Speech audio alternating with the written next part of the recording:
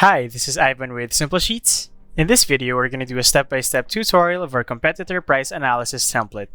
This is one of over 100 pre-built and smart templates that we offer. Click the link in the description and try 5 free templates before you buy.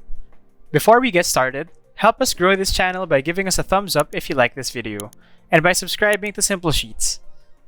The introduction sheet contains a short description about this template, some definitions of the key terms used in this template. Over here, we have a customization difficulty, an explanation of the sheets that come with this template, and some instructions on how you can utilize this template.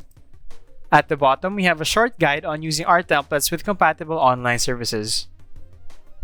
This template provides you a quick and easy tool to help assess your prices against your competitors. This will not only help you compare the prices, but it will also help you design how you would want to position your products against your competitors. We head over to the competitor price analysis sheet. Input your products and your price. In the next columns, input your competitors' prices for the similar products. In the gray columns, you get the best offer or who offers the lowest price for that product, the price gap of the best offer to your price, the max price, minimum price, market deviation, and the average price.